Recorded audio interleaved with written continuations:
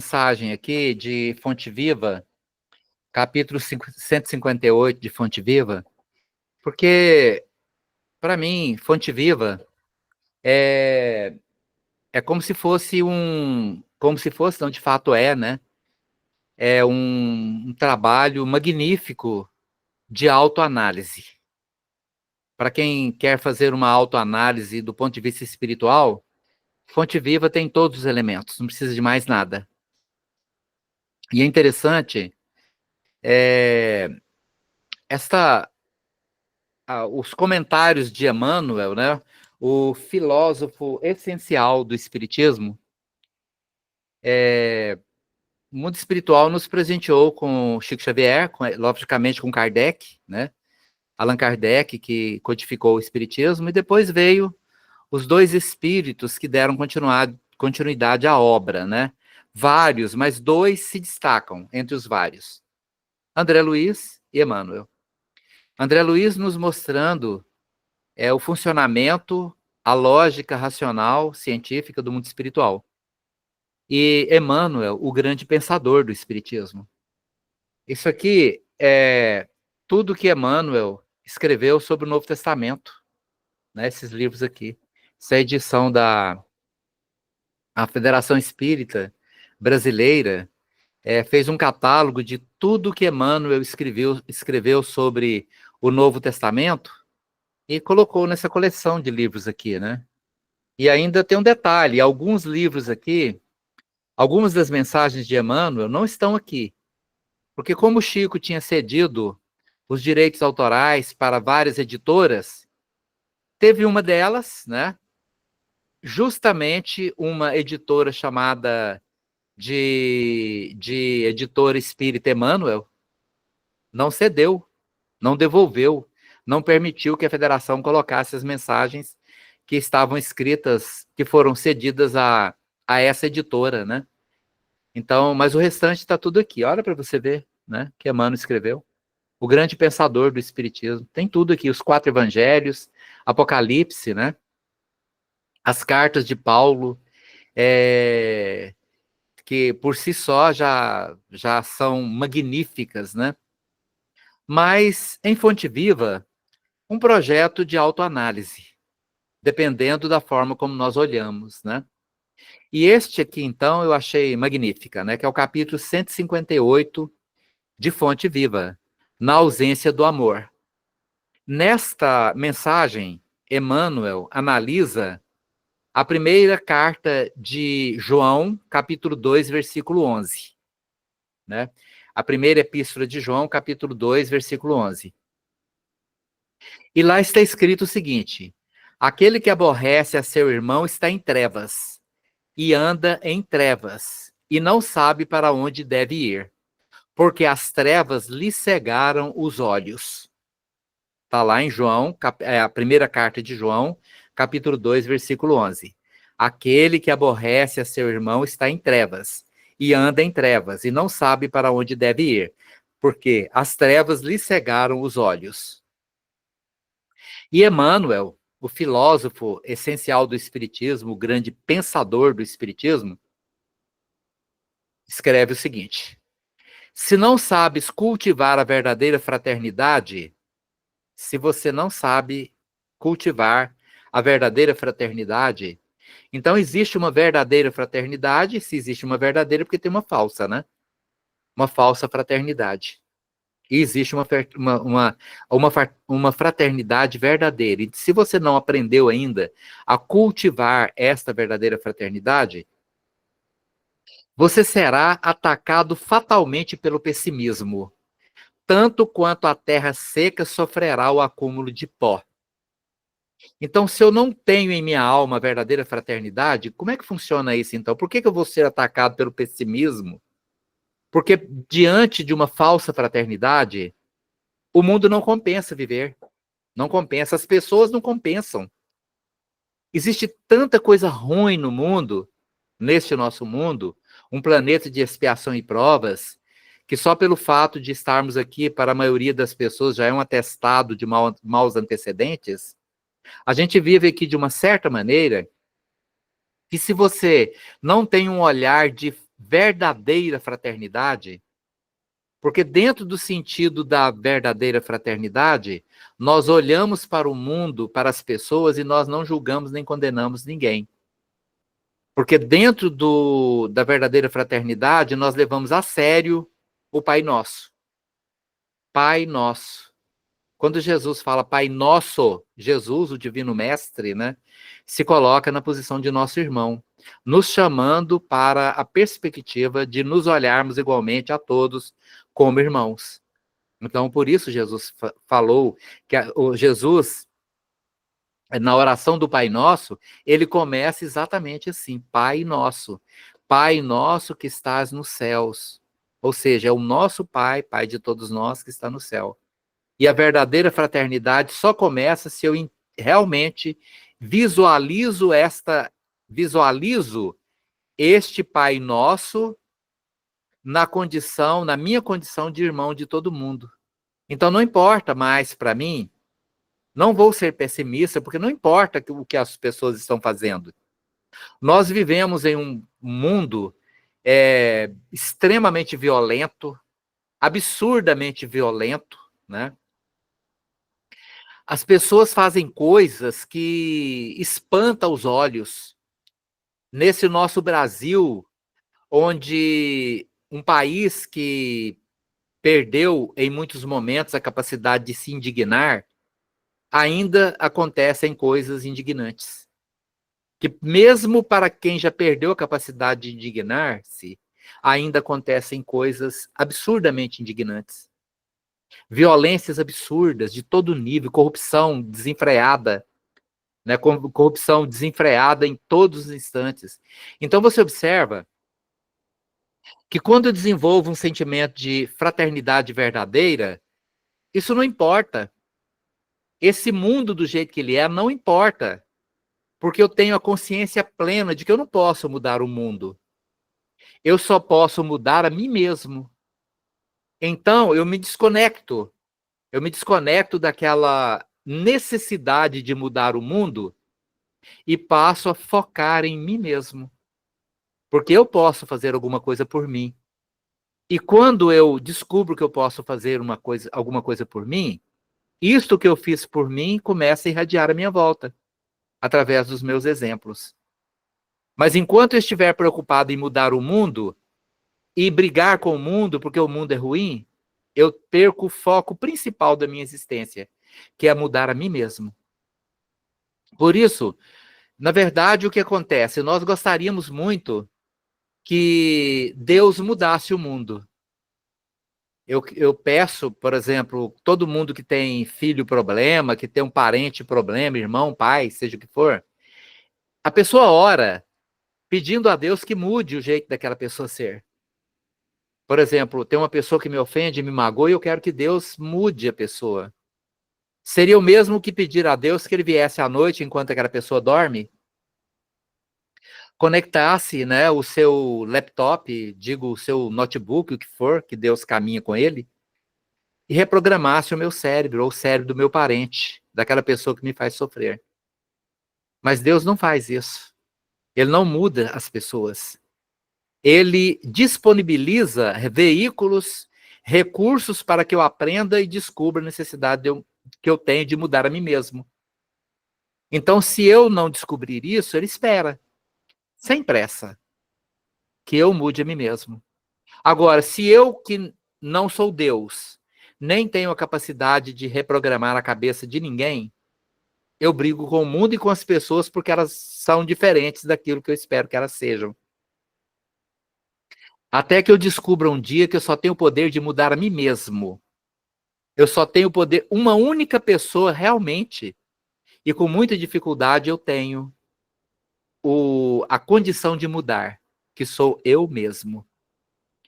Por isso, tudo incomoda aquele que se recolhe em transigência. Então, o assunto é sobre isso, né? Aquele que aborrece o seu irmão. E aí vem a figura do intransigente. O que é o intransigente?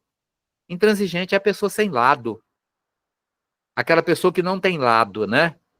Digamos que é o comportamento punk. A pessoa que é contra tudo que é a favor e a favor de tudo que é contra. E se ela for a favor de alguma coisa e agora você fica a favor também, ela fica contra. Esse é o intransigente. Não tem jeito de lidar com aquela pessoa. Mas isso aqui não é para mudar o outro, é para que eu descubra em mim se eu sou uma pessoa intransigente. Porque na quinta-feira nós fazemos um estudo no canal Espiritismo Explicado, na terça-feira, que é hoje, fiz hoje o estudo, né? Chama-se Essência da Espiritualidade.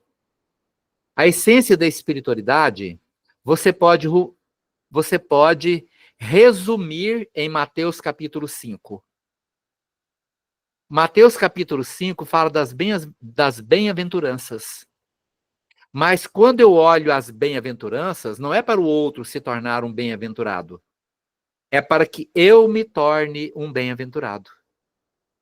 Para que eu me torne, para que eu me transforme, para me tornar um bem-aventurado. Tudo aquilo que está sendo escrito, que foi escrito em Mateus capítulo 5, não é para ninguém, é para mim. É só para mim. Assim como pode ser para qualquer outra pessoa, né? Mas é para mim, principalmente para mim.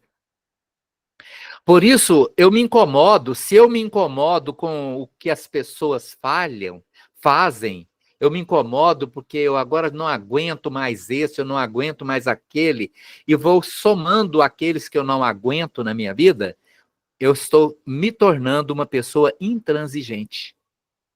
Porque eu não aceito a outra pessoa como ela é.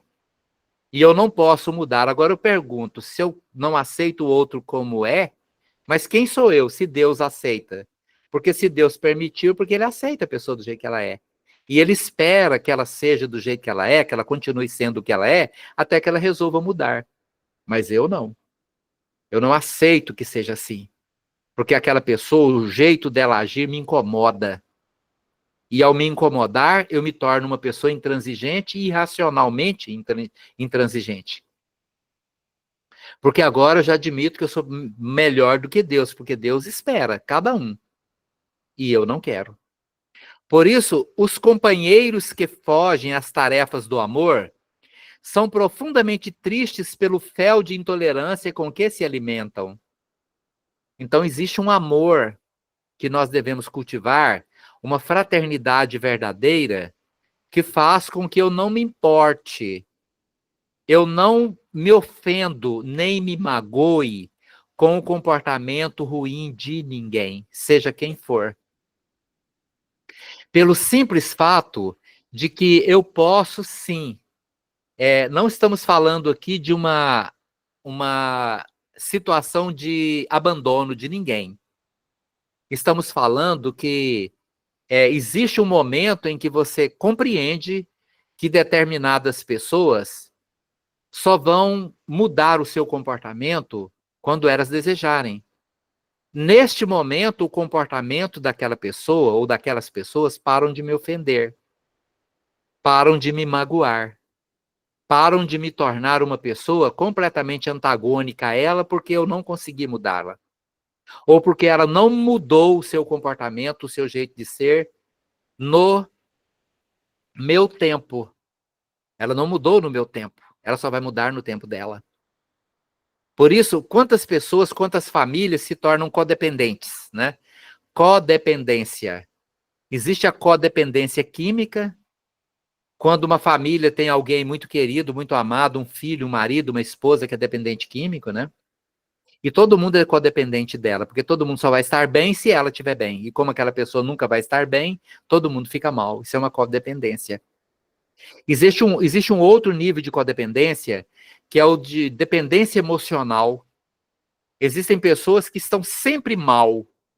Sempre mal. Elas reclamam de tudo, elas nunca agradecem nada. Elas são pessoas que estão sempre procurando um ponto de desequilíbrio. São os grandes canalizadores de energia negativa para dentro de casa. É aquela pessoa que tudo está bem, mas quando ela chega, estraga o ambiente. Porque o jeito, o procedimento, aquela coisa, o jeito dela proceder, ela canaliza vibrações negativas para dentro da nossa casa, né? É a mesma coisa, por exemplo, de médiuns que usam bebida alcoólica. Não tem negociação, não. Bebeu bebida alcoólica, foi para sua aura, é impossível evitar que um espírito dependente químico desencarnado venha ali se alimentar, porque espírito não bebe bebida colocada em cima da mesa. Coloca um copo de bebida sobre a mesa e coloca lá para ver. Espírito não tem acesso. Mas bebe.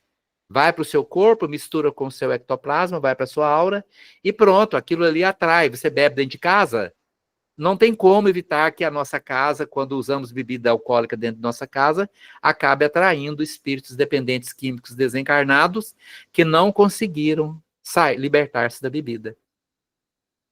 Por isso, os companheiros que fogem às tarefas do amor são profundamente tristes pelo fel de intolerância com que se alimentam e às vezes se tornam os canalizadores das piores energias para dentro dos seus próprios lares.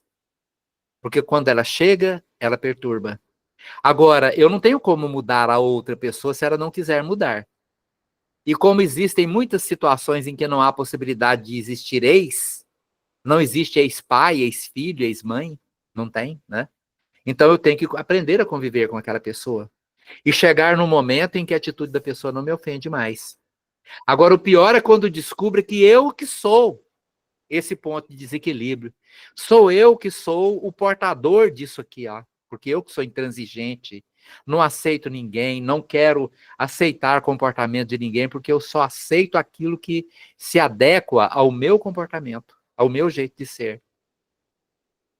Por isso, convidados, quando essas pessoas, quando qualquer um de nós, são convidados ao esforço de equipe, né?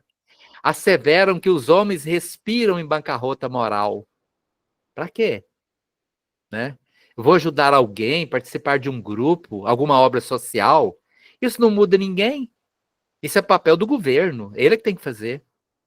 Ele que se vire. Eu não. Eu que não vou gastar meu dinheiro nem meu tempo para ajudar ninguém. Para quê? Por que eu vou fazer isso? Né? Porque o mundo não compensa. Você dá uma moeda para alguém e aquela pessoa vai usar droga. É verdade. Mas se você pode, sim, usar lá, passar na padaria, comprar um biscoito de queijo, andar numa sacolinha, um único biscoito de queijo. Veio pedir uma moedinha? Não, toma isso aqui para você. Vai comer, vai se alimentar, né? Porque isso é fraternidade real. E não a desculpa que eu tenho de não andar com nada, porque eu não me importo. Eu não me importo. A fome é dele, não é minha, então não estou nem aí, né? Por isso, trazidos ao culto da fé, supõe reconhecer em toda parte maldade e desilusão. Culto da fé. Frequentar uma religião, eu tenho que tomar muito cuidado, porque todas as religiões são malignas, né? Culto da fé, que fé é essa? Eu passo a descrer, eu passo a me afastar porque não compensa. A fé é conduzida pelos lobos da fé. Então eu passo a ser essa pessoa que reclama de tudo. E o pior, eu falo disso muito na minha casa. Faz parte daquela pessoa que é espírita e ela frequenta um centro, e aquele centro, como qualquer centro que existe no mundo, existe. O centro espírita o centro que você frequenta, na verdade, é uma extensão da sua família. A nossa família, ela é constituída por afetos e desafetos, não é? Quando vamos reencarnar, antes da reencarnação, há um planejamento. Olha, você vai receber na sua vida, na sua família, os seus amores. Quem são os meus amores? São aquelas pessoas que convivem com você e te fazem um bem enorme. A presença daquela pessoa é uma luz na sua vida.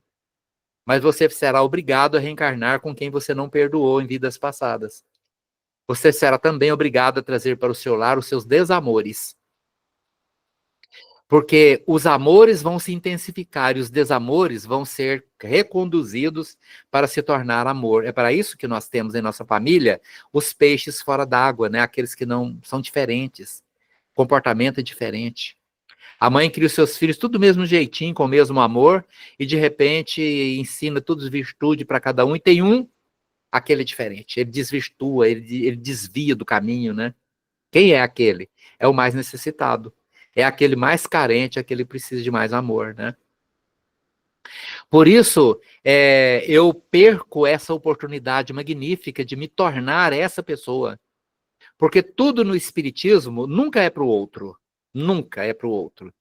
Existe um conceito estoico, filosofia estoica, né? Eu sou estudante de filosofia estoica, me esforço a vida inteira para me tornar um estoico. Paulo de Tarso era estoico, profundamente estoico. Jesus também, né? Muito estoico. Filosofia estoica. Existe um conceito, inclusive Paulo de Tarso preso, né? Na mesma época que do filósofo estoico Sêneca, eles trocavam cartas entre si, né? Paulo escreveu várias cartas enquanto estava preso em Roma, para Sêneca também. E Sêneca escrevia cartas para Paulo, né? E os dois morreram mais ou menos numa mesma época, né? Paulo decapitado, a mando de Nero, e Sêneca, né? Ele morreu também a mando de Nero, né? Embora a morte dele foi por suicídio, né? Ele furou uma veia, tinha mandado prendê-lo para executá-lo e ele falou: não, vou adiantar aqui, vou morrer por mim mesmo, né? Por isso, quando chamados à caridade, voltando ao assunto, tudo no Espiritismo nunca é para o outro, nunca é para o outro. O palestrante espírita que faz uma palestra precisa entender que ele não está falando para os outros. Porque o conceito estoico, você não consegue mudar o jeito das outras pessoas serem. Você só consegue mudar o jeito de você se comportar. Isso eu posso. Por exemplo, eu peço perdão aos meus inimigos. Senhor, me perdoa, me perdoa, me perdoa, né? Ou eu sei que eu fiz uma coisa muito errada na vida de alguém e eu peço perdão para aquela pessoa. É importante que a pessoa me perdoe, não resta dúvida alguma. Mas o verdadeiro sentido é que eu perdoe a pessoa. Porque eu não posso mudar o comportamento da outra pessoa. Não há possibilidade alguma de que eu obrigue a pessoa a me perdoar. Não há. A única possibilidade que existe para que eu me desvincule de todas as consequências do mal é que eu perdoe a pessoa incondicionalmente. E isso é um conceito, aliás, é o ensinamento maior de Jesus, é sobre o perdão. Não tem outro ensinamento maior em todo o ensinamento de Jesus que seja maior do que o perdão. Por que você acha que um espírito iluminado, pertencente à comunidade dos espíritos puros, né? Aquela turma que vive lá, que já conquistou tudo, que já passou por todas as experiências, se sujeita a vir aqui, apanhar, torturar, ser traído, ser torturado, apanhar com a zorrague, né? A zorrague era um chicote feito com crina de cavalo com uns pedacinhos de metal. Aquilo, quando o sujeito levava uma chicotada nas costas, era para poder bater em bandido. A cruz a cruz foi criada para executar bandidos. O cidadão romano não era executado pela cruz, não. Paulo de Tarso era cidadão romano. Ele tinha cidadania romana. Ele era judeu com cidadania romana. Mas pela cidadania foi executado, cortou o pescoço dele, morte rápida, limpa, né? Cruz, a pessoa ficava horas agonizando. E quem apanhava com a zorrague era essas pessoas, né? Quando o chicote pegava nas costas, quebrava a costela, tinha cortes profundos. Por que Jesus veio fazer isso, gente? Qual a lógica disso? Porque a maior lição, o maior aprendizado que se pode obter para um planeta de expiação e prova é sobre o perdão. Porque se existe uma coisa em comum entre todos nós, é a incapacidade ou dificuldade de perdoar. E eu te falo, nunca diga que você não, eu não. Eu já perdoo. Pois eu te digo, sem sombra de dúvida, você só não foi provocado o suficiente. Você só não recebeu a provocação suficiente para você descobrir que você está aqui, neste planeta de expiação e provas, porque você tem uma grande dificuldade de perdoar. Porque quando a provocação vem ali, sabe, naquele lugar mais doloroso aquilo que mais ofende, aquilo que mais magoa, diante do nosso orgulho, da nossa vaidade, de alguém fazer uma coisa horrível com alguém que nós amamos, aí nós descobrimos se realmente já somos capazes de perdoar. Porque de todas as energias que atraem alguém e aprisionam num mundo como esse nosso, um dos pontos principais é exatamente a incapacidade de perdoar. Por essa razão que Jesus escolheu passar por tudo, porque eu não posso agora ter desculpa diante do meu mestre. Ah, por que eu não perdoo? Porque alguém me traiu. Ele foi traído. Os melhores amigos de Pedro falaram, nem conheço esse cara. Nem sei quem é esse Jesus, não. Medo de ser preso junto com ele, né? E os outros, então? Todo mundo abandonou, todo mundo saiu correndo, né? Ah, mas eu torturo, alguém me deu um tapa, eu tenho que matar alguém porque alguém me deu um tapa na cara, ele apanhou de chicote, né? Apanhou de chicote. Então você e outras coisas, né? Que a gente nem, por exemplo, era muito comum os soldados naquela época, que eram todas pessoas extremamente brutais, batiam até cortar completamente, dilacerar as costas de alguém e depois urinar nas costas daquela pessoa, né? Para poder fazer a pessoa sofrer ainda mais, né? Por isso, por essa razão, tudo que está no espiritismo não é para os outros, é para mim. É para mim, né? Deixa eu apresentar para vocês aqui, gente. Olha isso. Você acredita numa coisa dessa? É a Kita. Ela veio aqui visitar vocês, tá? É a Kita. Vai lá, meu bem. Tá? Então, quando somos chamados à caridade, consideramos nos irmãos de sofrimento inimigos prováveis, afastando-se irritadiços, né? Ou seja, a caridade, quando somos chamados à caridade, muitas vezes essa palavra caridade para muitas pessoas é muito ofensiva. Caridade? Por que caridade? Qual o sentido de caridade? O que faz bem caridade aos outros? Você está alimentando vagabundo? Você está ajudando quem não merece? Então, é tão interessante porque fazer caridade é bom. Não tenho dúvida alguma, fazer caridade é bom. Mas o princípio fundamental da caridade é nos tornar pessoas boas. Porque se eu faço alguma coisa forçada, é bom fazer alguma coisa forçada. Porque ao forçar a minha disposição de fazer o bem, aquilo vai me fazendo aos poucos fazendo tomar gosto por fazer o bem. E ao tomar gosto por fazer o bem, eu me torno uma pessoa boa.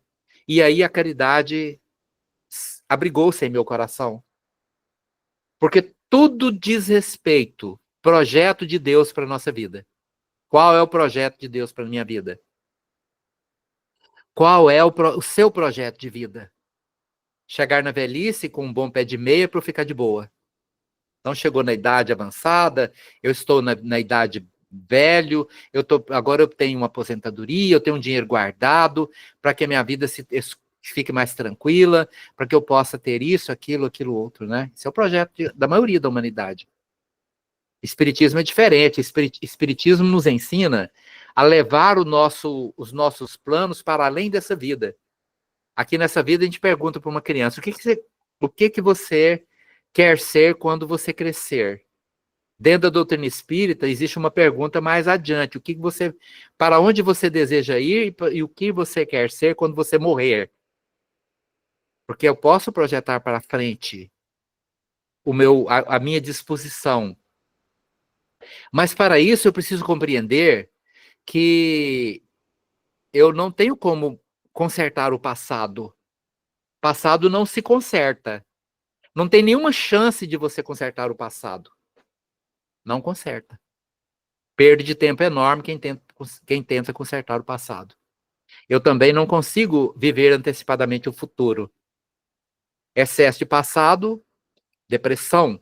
Excesso de futuro, ansiedade. Eu não consigo viver antecipadamente o futuro. Porque do meu passado, eu só tenho consequência. Só consequências. Obrigatoriamente, eu tenho que viver com as consequências do meu passado.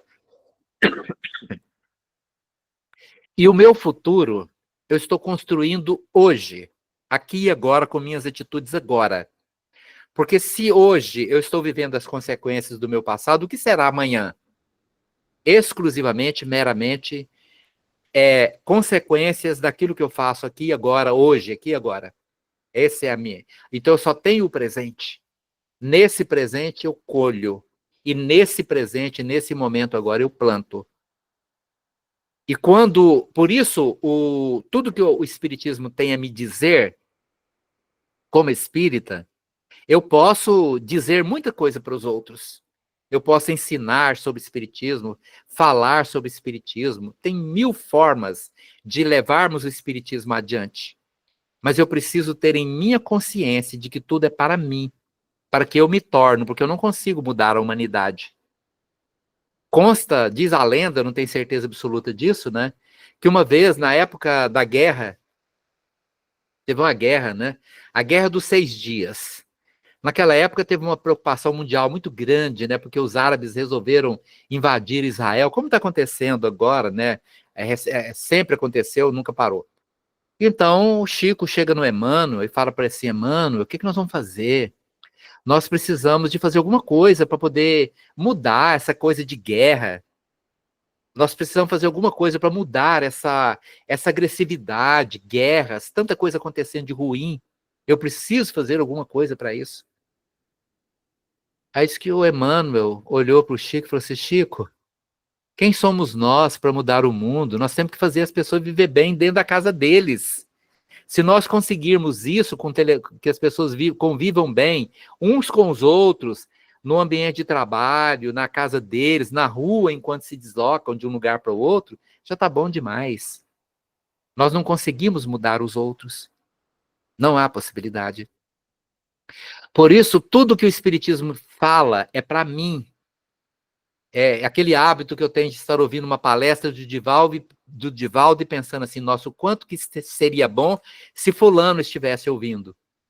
Vai chegar a vez dele falar, dele ouvir. Mas agora é a minha vez de ouvir, para que aquilo se torne uma prática real na minha vida. Aí eu pergunto: qual o projeto de Deus para minha vida? Só existe um projeto. Não tem desculpa nenhuma. Que eu me torne um buscador permanente de amor e sabedoria. É só isso. Tudo resume nisso. Amor e sabedoria. Busca permanente de amor e sabedoria. Porque não tem desculpa. Chego no plano espiritual, fiz uma quantidade enorme de besteiras, e aí eu quero botar a culpa em alguém. Ah, se a minha vida, se eu tivesse tido mais dinheiro, se eu tivesse tido menos dinheiro, se o meu pai fosse melhor, se o meu marido fosse melhor, se a minha mãe tivesse sido melhor, se a minha esposa tivesse sido melhor. Não, não é verdade. Não é verdade. É o que você fez com a sua vida. O que você fez com a sua vida? Ah, mas eu tive uma pessoa que teve poder demais, eu tive poder de menos, né? Não tive oportunidade nenhuma. O que você fez com isso? O que você fez com a sua vida? É disso que se resume. Eu poderia sim ter me tornado uma pessoa melhor, independente das condições de minha vida. Mas se eu não fiz, eu simplesmente vou adiando aquele propósito de um dia sair dessa esfera de atração, de um mundo de expiação e provas, vivendo num corpo pesado que adoece, que envelhece. Tudo isso, eu preciso me livrar disso. Mas para isso eu preciso me concentrar em me tornar um buscador permanente de amor e sabedoria. Ô, gente, desculpa, tá passando o horário, né? Então, quando impelidos a essa ou aquela manifestação de contentamento, recuam, desencantados, crendo surpreender maldade e lama nas menores exteriorizações de beleza festiva. Eu não posso ficar feliz. Eu me corrijo se eu ficar feliz ou se eu me manifestar algum equilíbrio ou felicidade na presença dos outros. Porque os outros vão interpretar mal. Vão interpretar mal. Ora, se alguém diz que você é uma pessoa ruim, isso te torna uma pessoa ruim? Se alguém diz que você é uma pessoa boa, isso te torna uma pessoa boa? Quem é você? Você é apenas aquilo que está determinado pelos seus pensamentos, sentimentos e ações. Conhece-se a árvore pelo fruto. Muito claro, Jesus, é pelo fruto. Não é a árvore por ela ser bonita nem feia, não é por ser isso ou aquilo, não é não. É apenas pelo fruto se conhece a árvore. Então você é apenas os seus frutos. E não adianta tentarmos sofismar isso, maquiar isso, porque não é aquilo que eu sou é energeticamente demonstrado no plano espiritual. Ou seja, aqui nesse mundo eu até posso maquiar, esconder alguma coisa, uma situação em que uma fala mansa, bem elaborada, pode até enganar os outros. Mas a aura da pessoa, a energia, a vibração eletromagnética que está ali, o teor da vibração eletromagnética presente no perispírito daquela pessoa, não engana ninguém no plano espiritual. Quando eu desencarnar, eu não serei mandado para lugar nenhum. Não haverá um espírito dizendo para mim: ah, você fez coisa errada, você vai para o umbral. Ah, você foi bonzinho, você vai para o céu. Ou para uma colônia espiritual, o nosso lar. Isso não vai acontecer. Porque minhas atitudes estabelecem vínculos eletromagnéticos. A minha vibração, dentro do princípio do eletromagnetismo, vai me atrair para o lugar que estiver semelhante ao meu conteúdo vibratório. A psicosfera da Terra é a morada dos espíritos. Os espíritos moram nas dimensões especificadas pela psicosfera terrestre, que é o resultado das somas das vibrações eletromagnéticas individuais. Então, eu somo com os outros que têm vibrações iguais às minhas, eu estabeleço aquela morada que me atrai quando eu perco o meu corpo físico. E não é ninguém que vai me mandar para lá, não. Ninguém vai me mandar para o umbral ou para uma colônia. Não adianta eu dizer que fui amigo de Chico Xavier, ou ouvi as palestras de Emmanuel. Não adianta. É o meu comportamento, é os frutos. A única coisa que importa é o fruto. Por isso, muitas vezes as pessoas caminham no mundo entre a amargura e a desconfiança. Quantas pessoas vivem nisso aqui, ó? A pessoa caminha no mundo entre a amargura e a desconfiança. Eu não confio em nada nem em ninguém. Eu sou uma pessoa amarga. Por que que eu pergunto para mim, por que eu carrego tanta amargura na minha alma? Ah, porque não compensa confiar nos outros. Todo mundo engana, todo mundo mente, todo mundo é ruim. Eu ando na rua assim, sabe? Com a minha pastinha debaixo do braço, né? Escondendo, porque todo mundo à minha volta é perigoso demais. É muito perigoso.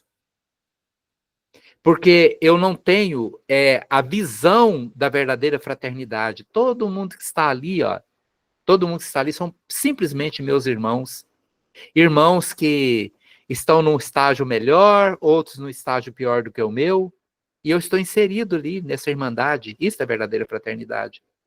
Por isso, não, quando a pessoa caminha no mundo entre a amargura e a desconfiança, não há carinho que lhe baste. Nada que você vai fazer para ela, ou nada que alguém faça por mim, isto vai, de alguma forma, me satisfazer. E eu vou agradecer porque alguém tem gestos de carinho, porque tudo que a pessoa faz, tudo que os outros fazem, é insuficiente. Essas pessoas vampirizam criaturas por onde passam, chorando, reclamando e lamentando. Né? A pessoa que reclama, ela se desconecta da providência divina. A pessoa que reclama, se tem sol, reclama do sol. Se tem saúde, reclamo da saúde. Ou invento alguma coisa para reclamar, porque não tenho do que reclamar. Eu me desconecto, né? Aquele que, olha o quanto Jesus era politicamente incorreto, né? Aquele que mais tem, mais será dado. Aquele que pouco tem, até o pouco que tem, lhe será tirado. Jesus, profundamente, politicamente incorreto, se formos analisar dessa forma, né? Mas quem é aquele que mais tem? Aquele que agradece. A pessoa agradecida é aquele que mais tem. A pessoa que reclama, até o pouco que tem lhe será tirado. Porque eu uso aquela perspectiva de reclamar daquilo que eu tenho, sem lembrar que milhões de pessoas no mundo nunca tiveram a oportunidade que eu tive e nunca terão aquilo que eu tenho. Eu reclamo de uma sandália velha, enquanto na África as crianças, as mães ficam atrás de uma garrafa de Coca-Cola, digo, um PET, uma garrafa plástica de Coca-Cola para poder amarrar um cordão, para amarrar no pé de uma criança para que ela use como sandália. Eu reclamo porque meu sapato está furado e vira esquina, tem alguém que não tem os pés. Então você observa que são conexões mentais que quando eu reclamo, eu sou aquele pobre que nada tenho, e até o pouco que tem me será tirado. Mas quando eu agradeço, eu sou aquela pessoa que enriqueço, porque eu energizo positivamente as minhas conquistas. Aí eu agradeço pelo lar que eu tenho, pela comida que me é disponibilizada, pela roupa que eu visto, enfim. Eu passo a ser uma pessoa agradecida e, consequentemente, merecedora. Não possuem rumo certo, declaram-se expulsos da sociedade e da família. Esse aqui é o que reclama e vive vampirizando energeticamente as pessoas. É que, incapazes do amor ao próximo, jornadeiam pela terra sob o pesado nevoeiro do egoísmo que nos detém tão somente no círculo estreito de nossas necessidades, sem qualquer expressão de respeito para com as necessidades alheias. Afirmam-se incompreendidos porque não desejam compreender. Ausentes do amor, ressecam a máquina da vida, perdendo a visão espiritual. Impermeáveis ao bem, fazem-se representantes do mal. Se o pessimismo começa a beirar-se de teu espírito, recolhe-te à oração e pede ao Senhor te multiplique as forças da resistência ante o assalto das trevas. Aprendamos a viver com todos, tolerando para que sejamos tolerados, ajudando para que sejamos ajudados, e o amor nos fará viver, prestimosos e otimistas, no clima luminoso em que a luta e o trabalho são bênçãos de esperança. Por Emmanuel e Chico Xavier. E muito obrigado pela oportunidade.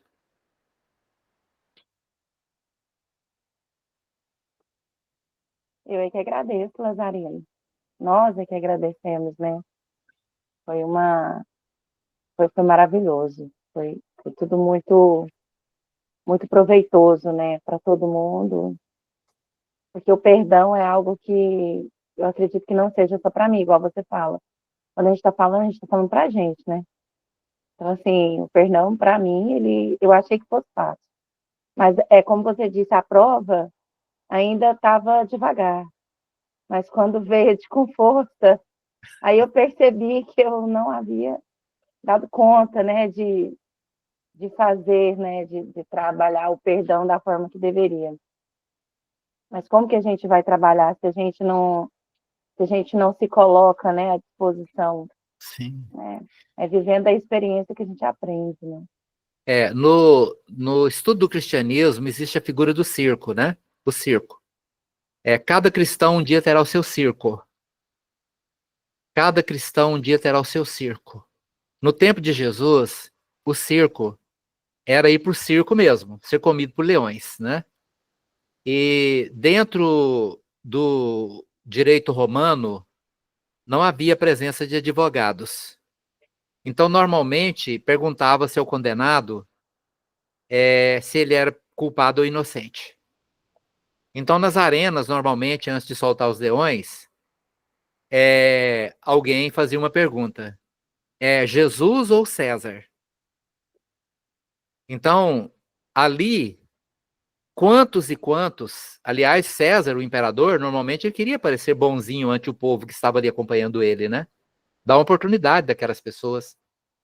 Então, quem levantava as mãos e dizia assim, César, César, é retirado da arena, não ia ser comido. Eu imagino quantos devem ter gritado, César, né? Mas aqueles que se mantinham fiéis ao ensinamento, aí era o leão. Hoje o circo de cada um de nós é o perdão. O circo é o perdão. Não é ser perdoado. O circo hoje é perdoar. Eu não estou nem aí se os outros me perdoam, não. Eu não posso mudar a cabeça de ninguém. Agora, eu posso, sim, perdoar. E não há como me dizer... o Espiritismo, ele tira Jesus do cristianismo. Cristianismo é uma coisa, Jesus é outra. Muito diferente. Jesus é meu mestre individual. Ele está na minha vida como meu mestre individual. Não tem nada a ver com cristianismo. Cristianismo é catedral, pompa, circunstância e poder temporal. Política e dinheiro. Isso é cristianismo. É o que se tornou. Jesus não, é amor, ternura e compaixão. Mateus capítulo 5, bem-aventuranças. Então, para eu me dizer, o Espiritismo me ensina, nos ensina a nos tornar discípulos de Jesus. Então, ele é meu mestre individual. Ele é só meu, mas ele é só seu também. Agora, se eu sigo o meu mestre e não perdoo, eu não sigo o meu mestre. É verdade. Não sigo o meu mestre. Eu estou apenas fingindo que sigo o meu mestre, mas eu não. Tô aqui. Que bom. Então, nós podemos encerrar, né, Lazarino? Agradecendo mais uma vez a sua presença, né? A gente fica muito feliz, porque você sempre traz um tema importante, explica, traz a informação da forma que a gente consegue entender e interpretar. Muito obrigada, viu? Eu que sou grato, sempre. Ô, Miller, você pode fazer a prece para a gente, a prece final? Sim. Então, vamos elevar nossos pensamentos, agradecer hoje por essa palestra, com grande ensinamento a todos nós, agradecer essa oportunidade ímpar que temos hoje, que nosso grande amigo Lazarino está aqui junto a nós, nos passando mais esse pouquinho. Cada um assimilou de uma forma, mas eu sei que melhorou cada um dentro do seu ser, ajudou nós na nossa reforma, e cada dia nós batalhamos para nós mudar. Cada dia nós sabemos que a nossa reforma ela não é uma reforma, não é uma demolição, que a gente tem que aproveitar o que nós somos e o que a gente é para poder nos melhorar cada dia que passa. E assim agradecer nosso divino Mestre Jesus, a Maria de Nazaré, nossa mãe essencial, por mais essa oportunidade do aprendizado do amor, da caridade. Que assim seja. Muito obrigado Com pela certeza. oportunidade, muito grato. Muito obrigada mais uma vez. Um abraço daqui para você. Um abraço para todos. Muito obrigada a todos que puderam participar. Fiquem todos com Deus. E no próximo Evangelho será na quinta, tá? Próxima semana. Grande abraço. Obrigada, Lazarino. Fica com Deus. Obrigado, eu que Obrigada, agradeço. Leninha. Todo mundo.